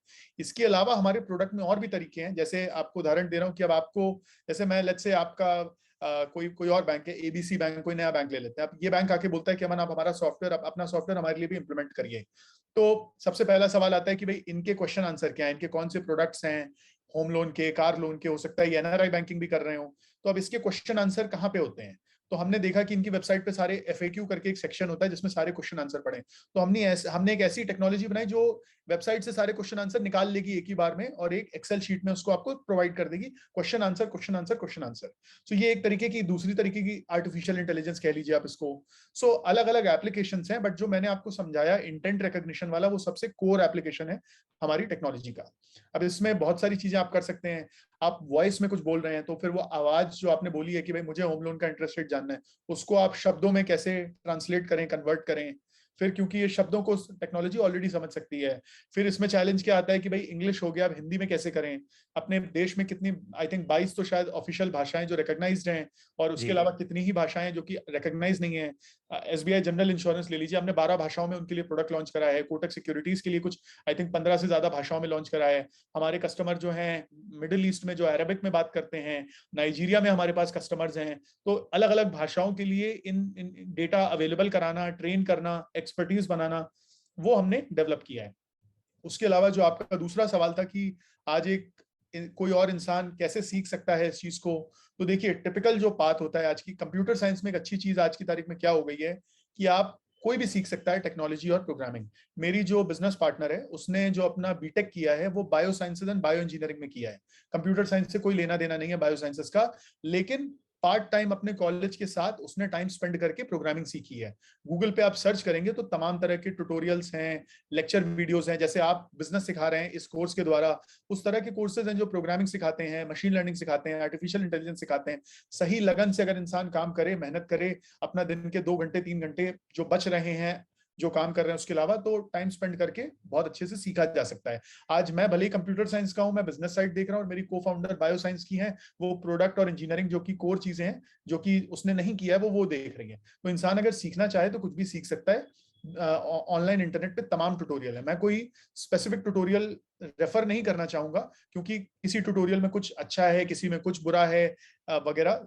जैसा कि आप चाहते हो, जैसे मान लीजिए किसी को हिंदी में ट्यूटोरियल चाहिए तो उसकी अलग है, कोई वीडियो पसंद करता है, कोई ऑडियो, जैसे आपके ऑडियंस ऑडियो कंटेंट पसंद कर रही है, तो उस तरह के तमाम ट्यूटोरियल्स हैं, गूगल पे सर्च कर सकते हैं। मैं तो आपको सजेशन दूंगा कि आप एमबीए प्लस में आगे इस टाइप का कुछ कोर्स ला सकते हैं। एंड मैं बहुत खुश हूंगा इस टाइप का अगर मेरी को फाउंडर आके मे भी कुछ कोर्स कंडक्ट करे मशीन लर्निंग पे, टेक्नोलॉजी पे, प्रोडक्ट पे। Why not. In fact MBA plus में हमारा हमारा तो फंडामेंटली यही है कि हम जी भारत देश के युवाओं को बिजनेस और टेक्नोलॉजी में तैयार करना चाहते हैं। जी एंड आई एम श्योर कि देखिए, क्योंकि मेरा अपना, जैसे आपका कोर स्ट्रेंथ, आपने शुरुआत की अपने को फाउंडर के साथ, आज मैं अकेला हूं एज अ फाउंडर। जी तो मेरा कोर स्ट्रेंथ है बिजनेस और टेक्नोलॉजी, राइट। जी अब टेक्नोलॉजी की डेप्थ नहीं है मेरे पास, जबकि कोड करना आता है मुझे थोड़ा बहुत लेकिन लेकिन बहुत अर्ली पीएचपी लेवल पे मैं कोड कर सकता हूँ। आई एम श्योर हर्षिता और भी ऐसे बहुत इनक्रेडिबल लोग एमबीए प्लस के अंदर आके बहुत डीप लेवल ऑफ टेक, जिसको हम डीप टेक भी कहते हैं, उसके एग्जांपल्स देके समझा सकते हैं। आई think this would be phenomenal. तो आपने बड़े अच्छे से समझाया, बहुत आसानी से। आई थिंक ये जो एग्जांपल था कि जिस तरीके से एक बच्चा कैंडल छू के मल्टीपल बार उसको एक्सपीरियंस करके सीखता है, वैसे ही मशीन सीखती है।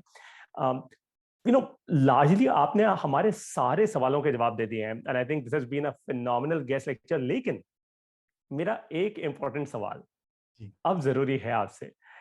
अम, आपने अपनी कंपनी का एक और फेज देखा जिसको एक्विजिशन कहते हैं, जी है ना? ये एक्विजिशन हुआ एक्सोटेल नाम की कंपनी के साथ, right? If you are comfortable with it, आप हमें ये बताइए कि वो एक्विजिशन का जो पूरा प्रोसेस था और वो जो लर्निंग उसमें आपकी रही, वो क्या थे, राइट? और अब एक्विजिशन के बाद how has life change for you? आपका जीवन अब कैसे बदला है? Now are you a different Aman Goyal, or are you are you the same Aman Goyal? तो पहले तो ये एक्विजिशन किस स्टेज पर हुआ? आपको कब लगा कि अब मुझे एक बड़ी कंपनी का साथ ले लेना चाहिए, लेट्स से? या हो सकता है मे बी आपका वो कारण ही ना हो, राइट? ये तो मैं अपनी तरफ से एक assumption क्रिएट कर रहा हूं। तो please take us through that journey of acquisition. Sure. So Paritosh, देखिए हमने कभी, मैं आपको बताता हूँ, एक तो मेरा जब को फाउंडर एग्जिट हुआ था तो मैं काफी बुरी हालत में चला गया था उस टाइम, राइट? पैसे भी नहीं बचे थे, कस्टमर्स भी, उनको काफी लगा था कि भाई अब तो इनकी कंपनी डूब जाएगी। तो मैं किसी भी तरह की जो इरिवर्सिबल रिलेशनशिप जिसको मैं बोलता हूँ, ऐसी रिलेशनशिप जैसे जिसमें आप सामने वाले से अलग ना हो पाओ आसानी से, उसके लिए मैं काफी सोचता हूँ 50 बार। जैसे एक उदाहरण दे रहा हूँ, आप किसी को फाउंडर को ला रहे हैं, अभी को फाउंडर आपको समझ में नहीं आया तो आप कल बोल नहीं सकते कि भाई तुम जाओ अपनी इक्विटी वापस लाओ। किसी आप इन्वेस्टर को ला रहे हैं, आप बोल नहीं सकते कि भाई 6 महीने बाद कि आपका समझ में नहीं आ रहा है, आप पैसे वापस लीजिए और आप जाइए। ऐसा नहीं होता है। हमने कभी इस चक्कर में कभी फंडिंग वगैरह रेज नहीं करी। मैं और हर्षिता 97% कंपनी हम ओन करते थे जब हमारा एक्विजिशन हुआ। 2-3% हमारे कुछ इन्वेस्टर्स, एडवाइजर्स, आईआईटी बॉम्बे के इंक्यूबेटर थे उसमें। सो हम फंडिंग, एक्विजिशन, इन सब चीजों से काफी दूर रहे हैं। हुआ क्या कि 2019 में अराउंड सितंबर या अक्टूबर, I don't remember exactly, IIT Bombay का जो साइन इंक्यूबेशन सेंटर है उनका एक एडवाइजरी बोर्ड है। उसमें जो हमारे एलमनाई हैं, जैसे मैंने आपको बताया कि कुछ बिजनेस वाले हैं, वो सब आते हैं और हम स्टार्टअप्स को हेल्प करने का ट्राई करते हैं।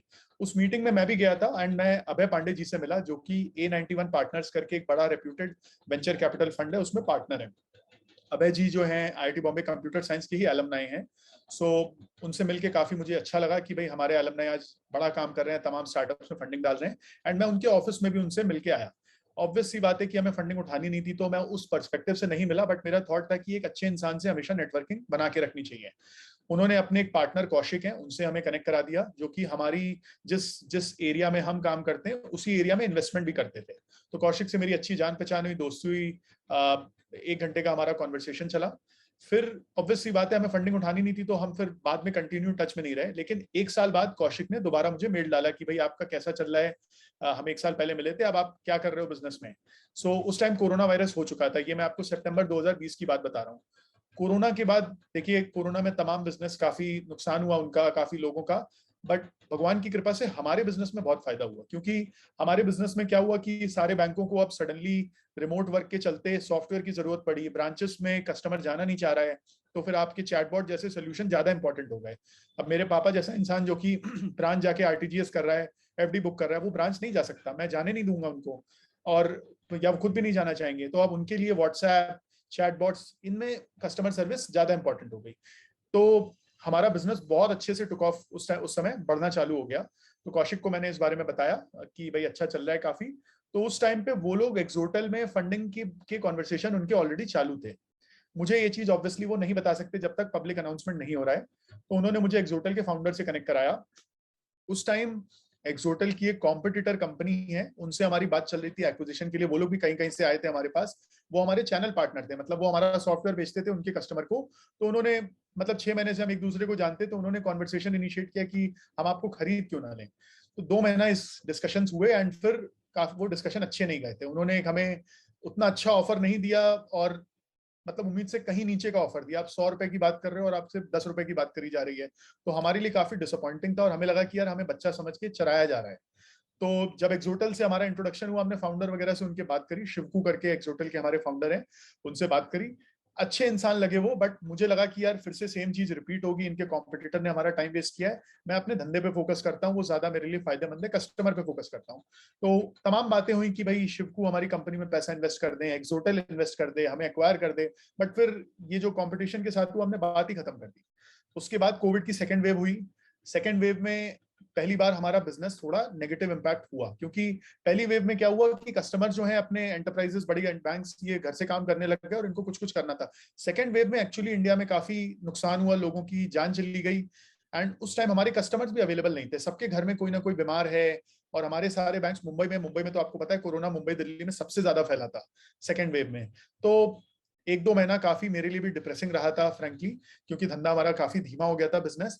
एंड उसके बाद मैं जुलाई में अपने कजिन के यहाँ चला गया था थोड़ा रिलैक्स करने के लिए। मेरे भैया है, मेरे मामा के बेटे, ऐसे ही अपने विलेज, एकदम छोटा सा विलेज है, 20,000 की आबादी वाला विलेज, मैं उधर चला गया था पहाड़ियों में रिलैक्स करने के हिसाब से। कोरोना जब सेकेंड वेव ठंडी हुई थी तब। तो उस टाइम पे फिर क्या हुआ, जो कौशिक मैंने बताया, जो A91 पार्टनर से जिनसे मैं टच में था, एक ट्विटर पे पोस्ट आया कि भाई सेकोया में वो पहले काम करते थे। सेकोया एक बड़ा वीसी फंड एक और है, तो सेकोया के वो लोग जिन्होंने लाइफ में कुछ बड़ा किया, उसमें कौशिक का भी नाम आया था। तो मैंने वो लेके स्क्रीनशॉट कौशिक को व्हाट्सएप किया और मैंने कॉन्ग्रेचुलेट किया, उनको बधाई दी कि भाई बहुत अच्छी बात, बहुत अच्छा सुन के लगा। तो कौशिक ने मुझे बोला कि देखो अमन, उस टाइम तक एक्सोटल ने 40 करोड़ की फंडिंग उठा ली थी A91 पार्टनर्स से, जनवरी में उठाई थी, और ये मैं जुलाई की बात कर रहा हूँ। तो कौशिक ने बताया कि देखिए जनवरी में हमने पैसा डाला है और अभी ये लोग और भी पैसा उठाने वाले हैं। अगर आपको पैसे की तकलीफ है, पैसे रिलेटेड आप बात नहीं करना चाह रहे हो, तो हम दोबारा डिस्कशन कर सकते हैं कि आपको ज्यादा पैसे देंगे, हम बात करी जा सकती है उस टाइप की। सो यहाँ पैसे से ज्यादा देखिए सम्मान की बात होती है। पैसा एक चीज है, मैं, मेरा बिजनेस अच्छा चल रहा था, बट सम्मान वाली बात भी होती है कि आज मैं मतलब कोई इंसान आपके लिए कुछ कुछ कुछ कोई इंसान कोई बड़ी चीज कर रहा है और आप उसको 100 रुपए के बदले 10 रुपए का ऑफर दे रहे हो, तो आप उसके समय की इज्जत नहीं करोगे। तो वो 100 रुपए की अहमियत से ज्यादा उस सम्मान की अहमियत है। तो मैंने ये चीज उनको समझाई, कौशिक को, एंड वो समझ गए। उन्होंने एक्सोटल के फाउंडर से भी बात करी और मेरी बात उनके सामने प्रेजेंट करी, एंड एक्सोटल के फाउंडर्स भी दे अग्रीड। उन्होंने हमसे पूछा कि भाई तुमको कितना कैश चाहिए, बताओ उस चीज को। तो हमने एक अमाउंट बोला और बिना किसी नेगोशिएशन के वो लोग मान गए। सो हमें वो चीज बहुत अच्छी लगी। एंड फिर ये जब हुआ तो मुझे लगा कि यार ये तो मजाक मजाक में बात सीरियस होती दिख रही है। एंड फिर मैंने पूरा डिटेल स्टडी करना चालू किया। मैं काफी इंस्पायर हुआ उनकी जर्नी से। देखिए मुझे ऑलरेडी काफी कुछ उनके बारे में पता था, क्योंकि हम लोग, कौशिक ने जब 6 महीना पहले इंट्रोड्यूस कराया था तब हम बात कर रहे थे, दोस्ती हो गई थी। बट फिर मैं और डेप्थ तक गया कि यार ये लोग तो पैसे की बात कर रहे हैं, अब तो बात सीरियस हो रही है, अब ये मजाक की बात नहीं रही है। तब मैं पूरा, मेरा दिमाग काफी अच्छा ओपन अप हुआ, क्योंकि उनसे पार्टनरशिप हमारी ऑलरेडी चल चुकी थी, कुछ एक आध कस्टमर से बात चल रही थी हमारी उनके उनके थ्रू। तो मुझे वो बहुत सही लगा। प्लस उन्होंने भी 10 साल तक फंडिंग उठाई नहीं थी। उन्होंने 2011 में कंपनी चालू करी थी, तब 2-2.5 करोड़ की फंडिंग उठाई थी, जो भी 10 साल तक कोई फंडिंग नहीं उठाई, और सीधे फिर 10 साल बाद 40 करोड़ की फंडिंग उठाई इकट्ठे। तो मैं, ये चीज मुझे अच्छी लगी कि यार ये लोग भी पैसे की अहमियत समझते हैं। इन्होंने भी खुद से पैसा बनाया, क्योंकि 2.5 करोड़ कोई बहुत बड़ी बात नहीं है। 10 साल पहले फंडिंग उठाई और उसके बाद 200 करोड़ का बिजनेस सेटअप करके आ रहे हो 10 साल बाद बिना किसी फंडिंग के। तो बहुत ही मेरे लिए एक रिस्पेक्ट वाली बात थी, इंस्पिरेशन वाली बात थी। एंड मुझे फाउंडर से बात करके भी अच्छा लगा था, पैसे भी वो सही दे रहे थे, तो पूरी स्टोरी फिट होती दिख रही थी। और काफी फास्ट उन्होंने मूव करा। थर्सडे को हमारा पैसे का डिस्कशन हुआ, मंडे को आके उन्होंने हमें टर्म शीट पकड़ा दी।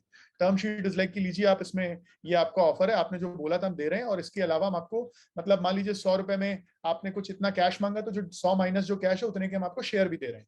तो हमने कहा ये तो बहुत ही सही हो गया, एक लाइफ चेंजिंग अमाउंट हमें मिल रहा है, एक बड़ी कंपनी मिल रही है, लोग अच्छे हैं, उनका एक्सपोजर है, और ये हमें एक अपनी एंटरप्रेन्योरियल स्पिरिट खत्म नहीं कर रही है, तो हमें शेयर्स भी मिल रहे हैं। तो सब कुछ हर तरफ से विन विन विन था। हमने फटाक से टर्म शीट वगैरह अपने सीए को, लॉयर्स को थोड़ा बहुत दिखाई कि भाई आप चेक कर लो, कुछ कैवियाट तो नहीं है, कोई उसमें स्टार मार्क तो नहीं है, और बाकी अदरवाइज हमें तो ये सही लग रहा है, हम साइन करने को तैयार हैं। तो हमने फिर साइन किया। फिर ड्यू डिलीजेंस का प्रोसेस होता है, उन्होंने डेलॉयट को लगा दिया हमारे अकाउंट्स और बुक्स वो सब चेक करने के लिए। वो सब देखिए, हम बनिए की दुकान की तरह बिजनेस नहीं चला रहे थे, हमने प्रोफेशनली चलाया। मेरे सीए ने डे 1 से समझाया था, तुम एक बड़ा बिजनेस जो है अपने क्या बोलते हैं उसको, छोटे मोटे टैक्स चोरी से मत नहीं बनाना। आज तुम जो गड़बड़ करोगे वो 5 साल 10 साल बाद जब तुम कभी बड़े आदमी बनोगे तब पकड़ा जाएगा। तो हमने बिजनेस बहुत ही प्रोफेशनली बनाया है। कोई पर्सनल खर्चे और वो सब हमने बिजनेस के थ्रू कभी नहीं किए। अपने पर्सनल खर्चे पर्सनल पैसे से, बिजनेस के खर्चे बिजनेस के पैसे से। तो डेलॉयट को कुछ भी नहीं मिला हमारे, कुछ भी होता है ना जिसमें वो बोले कि ये गड़बड़ है, वो ऐसा है, कुछ भी नहीं मिला। एंड हमारा शांतिपूर्वक पूरा नवंबर में अग्रीमेंट फाइनली साइन हुआ। और उसी के बाद ही बस नवंबर 10 या 11 नवंबर के आसपास पब्लिक अनाउंसमेंट किया गया इस चीज का कि भैया एक्सोटल ने हमें एक्वायर कर लिया है। एंड हमारे लिए अच्छी अपॉर्चुनिटी थी, एक बड़ी कंपनी का अम्ब्रेला मिल गया हमें, बड़ी कंपनी की छत्र छाया में हम आ गए। उससे क्या होता है, आपका पैसे का प्रॉब्लम खत्म, आपके एम्प्लॉयज को रिवॉर्ड मिल जाता है, उनको बेटर सैलरीज मिल पाती हैं, उनको एम्प्लॉय बेनिफिट्स हो गए, आपका इंश्योरेंस हो गया, ज्यादा छुट्टियां हो गई, एक बड़ी कंपनी का ब्रांड नेम मिल गया जो उनके करियर में भी आगे हेल्प कर रहा है। वो सब फायदे उनके भी हो गए। और बिजनेस वाइज एक्सोटल के 7,000 कस्टमर्स हैं 60 से ज्यादा कंट्रीज में। उन्होंने एमएओ करके एक और कंपनी को एक्वायर किया था, तो मिला के 350 करोड़ का रेवेन्यू था लास्ट ईयर। इस साल तो होपफुली सब अच्छा रहा तो हम 500 करोड़ क्रॉस करेंगे। तो एक बड़े स्केल पे हैं। फाउंडर से मेरी दोस्ती है, कल्चर अच्छा है, तो सब कुछ बढ़िया काफी रहा है। पिछले 1 साल जो हमारा एक्विजिशन को लगभग हो गया, वो भी बहुत अच्छे गए हैं। और जो जो उन्होंने हमसे वादे किए थे कि तुम अलग से अपनी कंपनी रन करो, हम इंटरफेयर नहीं करेंगे और हम एक अच्छा कल्चर देंगे, उन्होंने अपने सारे वादे पूरे करे हैं। तो मैं काफी खुश हूँ इस एक्विजिशन से। एंड आपके जो सवाल का दूसरा पार्ट था कि भाई मुझ में क्या बदलाव आया है, मैंने क्या सीखा है, क्या चेंजेस आए हैं। सो देखिए, मेरे लिए सबसे बड़ा जो एक लर्निंग एक्सपीरियंस रहा है कि भाई एक होता है कि आप एक कंजूसों की तरह, मैं अगर वो वर्ड यूज करूं, कि आप कंपनी रन कर रहे हो बनिए की तरह, बनिया एज एन एकदम एक एक रुपए के लिए आप कॉन्शियस हो, वर्सेस एक्सोटल जिन्होंने लास्ट ईयर करीब 700-800 करोड़ रुपए की फंडिंग उठाई है। तो उन्होंने इतनी फंडिंग, हर क्वार्टर फंडिंग रेस करी, 40 करोड़, फिर 45 करोड़, फिर $35 मिलियन, जो कि आपका लगभग हो गया, आप जोड़ लीजिए 200 सवा 200 करोड़, और फिर एक $40 मिलियन का एक और राउंड अनाउंस करा गया, जो कि आपका लगभग 300 करोड़ हो गया आज की तारीख में। तो इतने फंडिंग उन्होंने उठाई है। तो वो थोड़ा पैसे को खर्चा ज्यादा करने में इंटरेस्टेड है ताकि एम्प्लॉयज खुश रहें। देखिए, पैसा पानी की तरह भी बहा सकते हो, राइट? पैसा जब बहुत आ जाता है तो कई लोग उसको वेस्ट भी करते हैं। एक्सोटल में अच्छी चीज ये है कि भाई उनका डीएनए ऐसा रहा है कि नहीं, हम पैसे को लेके कॉन्शियस रहेंगे, बहाएंगे नहीं, but at the same time उनके पास पैसा बहुत है। तो वो एक सुपर पावर की तरह है कि आपके पास बहुत पैसा है, आप उसको अच्छे से स्पेंड कर रहे हो, आपके एम्प्लॉयज खुश है, आपके कस्टमर्स खुश है, आप एक बड़ा बिजनेस बना रहे हो। 500 करोड़ टर्नओवर मजाक बात नहीं है इंडिया में बिजनेस ऐसा बनाना। तो वो मेरे लिए काफी एक अच्छा लर्निंग एक्सपीरियंस रहा कि मैं फ्रूगली एक सोच समझ के कैसे चलाऊं कंपनी, वर्सेस जहां जरूरत है वहां पैसा बहुत है, पैसा खर्चा करो आप, इसमें आप पैसे के बारे में मत सोचो। ये पहला था। दूसरा जो है कि आपका, हमारी कंपनी में सब यंग लोग हैं, जैसे मैंने आपको बताया, यंग एंड भूखे। एक्सोटल एकदम टॉप ऑफ द टॉप लोग हायर करता है कि भाई आपको एक मार्केटिंग का हेड चाहिए, यूआई पाथ का वीपी ऑफ मार्केटिंग ले आए।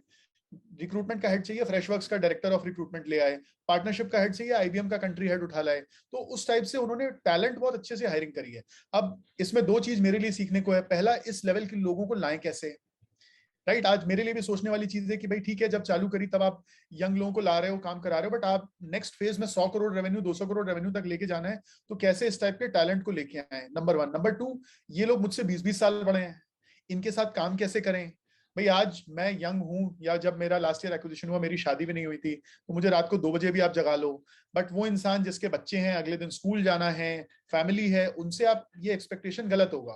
तो उनके टाइम की इज्जत करना, उनकी इज्जत करना, उनके कंस्ट्रेंट्स को समझना, राइट? और जनरेशन गैप बहुत बड़ा आ जाता है भाई, 20 साल कोई बड़ा इंसान है, जनरेशन गैप है काफी, तो वो सब चीजें देखना। तो हमने वो चीजें सब, मैं वो बहुत अच्छे से सीख रहा हूँ। मैं अलग सब्सिडियरी की तरह चला रहा हूँ, बट एक्सोटल अब हमारा एक तरीके से चैनल पार्टनर बन गया है। हम अपने 7,000 कस्टमर्स को वो हमारा प्रोडक्ट लेके जा रहे हैं। तो उनकी सेल्स हेड से बात करना, उनके जीटीएम हेड से बात करना, उनके कस्टमर सक्सेस हेड से बात करना, उनसे रिक्वेस्ट करना पोलाइटली। भाई आज उनके जो बिजनेस हेड्स हैं, मेरे उम्र के लोग उनसे 5 लेवल नीचे काम कर रहे हैं। आप सोचने वाली बात है ना, मेरी उम्र का आदमी, आज मैं 27 साल का भी अभी होऊंगा, 27 साल का इंसान उनकी सेल्स हेड के 5 लेवल नीचे, अब मैं जाके उनकी सेल्स हेड से बात कर रहा हूँ, तो वो मुझे टाइम दे रही हैं, मेरी बात को सुन रही है, मेरे आइडियाज को। तो उनके लिए भी एक बड़ा बदलाव है ये चीज। और मेरे लिए भी एक बड़ा बदलाव है कि मैं आज अपनी टीम को बोल देता था भाई ये कल करके दो, वर्सेस वो लोग को टाइम लगेगा, बड़ी कंपनी है, 1200 एम्प्लॉइज हैं होटल के। सो ये सब मेरे लिए प्रोफेशनल लाइफ में बहुत अच्छा लर्निंग एक्सपीरियंस है। इसके अलावा जो शिवकू, जो फाउंडर है होटल के, पर्सनली मुझे काफी अच्छे तरीके सिखा रहे हैं कि लोगों को कैसे मेंटर करें, कोच करें। क्योंकि 50 लोगों की टीम को आप पुश कर सकते हो कि भाई तू ये कर, तू ये कर, तू ये कर, बट आज 150 लोग हैं, मैं एक एक को जा जाके पुश नहीं कर सकता। तो एक कल्चर बनाना जिससे लोग प्रोसेस फॉलो करें। मेरे नीचे वालों को मैं कैसे सिखाऊं कि वो अपने नीचे वालों को सिखाएं। जो मेरे टीम में मेरे रिपोर्टीज हैं, वो कैसे मेंटर करें। अब मेरा काम एक सेल्स के पर्सन या एक बिजनेस पर्सन से ज्यादा कोच वाला काम हो गया है। मैं अपनी टीम को कैसे एम्पावर करूं, तो वो चीज मुझे सीखने की जरूरत है, वो मुझे शिव को सिखा रहे हैं। तो वो मेरे लिए एक बहुत अच्छा लर्निंग एक्सपीरियंस है पर्सनल लाइफ में, प्रोफेशनल लाइफ में।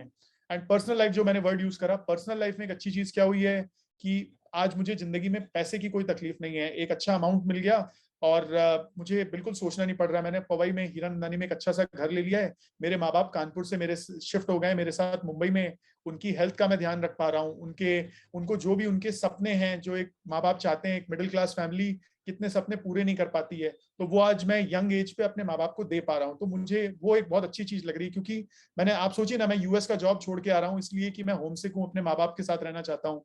तो मेरे लिए एक तरीके से वो ऑब्जेक्टिव कंप्लीट हो गया है। जो मैं, जिस रीजन से मैंने 2017 में अपनी जॉब छोड़ी थी, यूएस में नहीं गया, तो वो सैक्रिफाइसेस आज मेरे फुलफिल हो पा रहे हैं एक तरीके से। तो एक अच्छी जर्नी रही है। एंड आज भी मैं काफी खुश हूँ मेरे डिसीजन से। 1 साल हो गया है, एज आई सेड उन्होंने सारे वादे पूरे करे हैं, तो मैं डिसीजन से बहुत ज्यादा खुश हूँ। हमें बहुत अच्छा सपोर्ट मिल रहा है, बहुत अच्छी कंपनी, बहुत अच्छा कल्चर एक्सोटेल का। मतलब मैं ना आपकी इस पूरी, आपने जो कॉन्वर्सेशन की ना, I could literally feel it.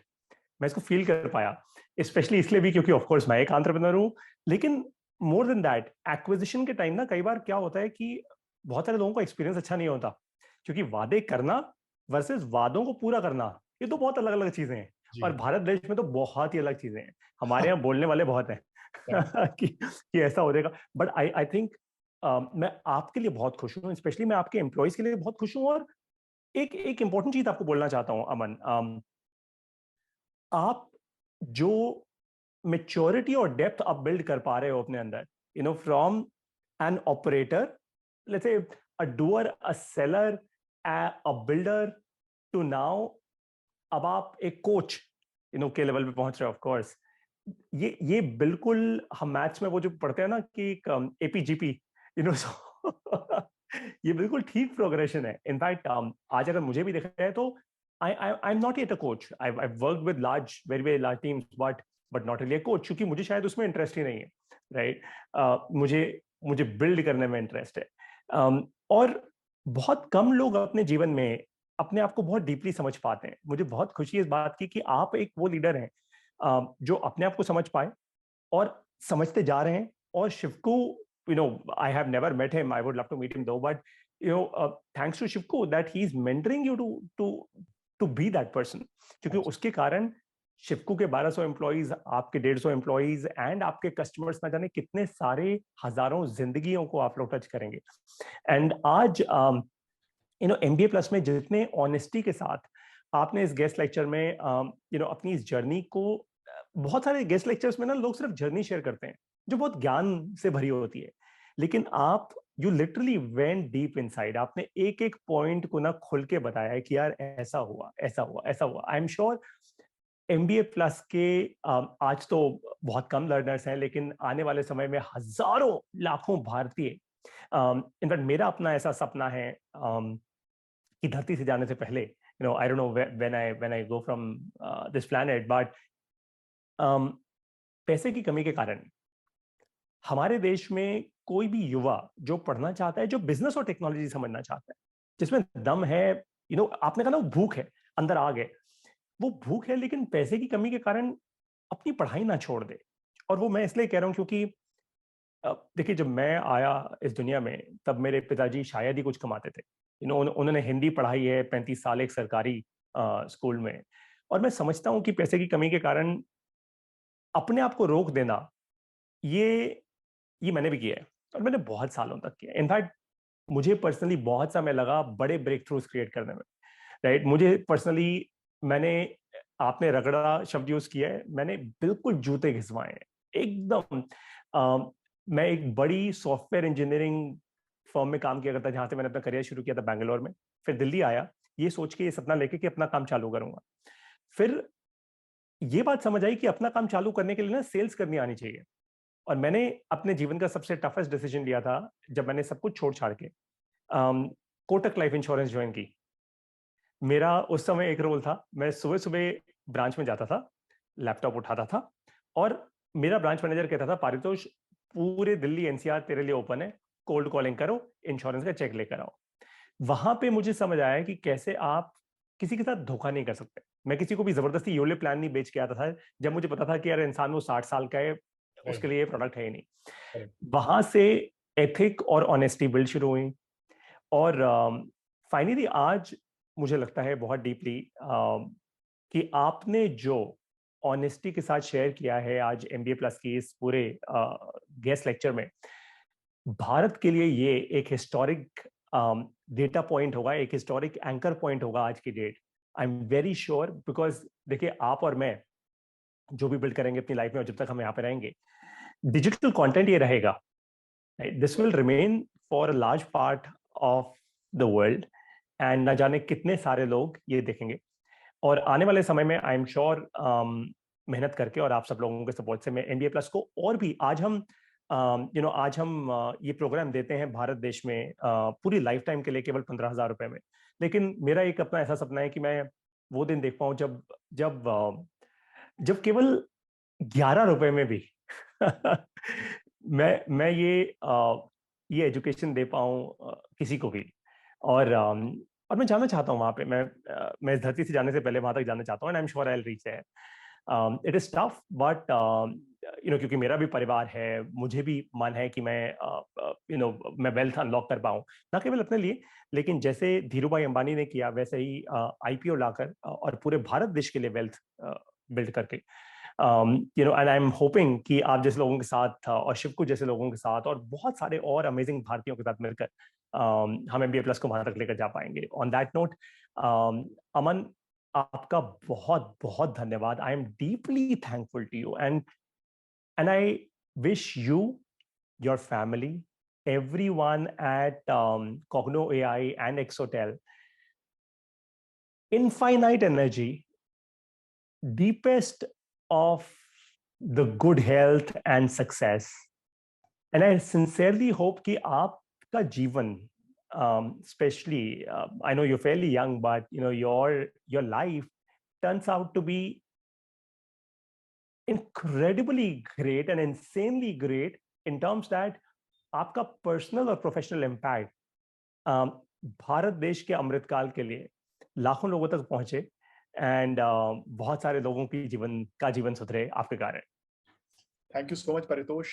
It was really happy to interact with you. मुझे मेरा as I said सौभाग्य है कि आपसे इंटरेक्शन करने का मुझे अपॉर्चुनिटी मिली। आप जो कर रहे हैं वो जाएगा बहुत आगे तक। जो मतलब बहुत से लोग एडटेक कंपनीज, एजुकेशन कंपनीज बना रहे हैं, बट जिस इंटेंशन से आप बना रहे हो, जिस नियत से आप बना रहे हो, वो बहुत नेक है। तो मुझे लगता है कि ये बहुत आगे तक जाएगा।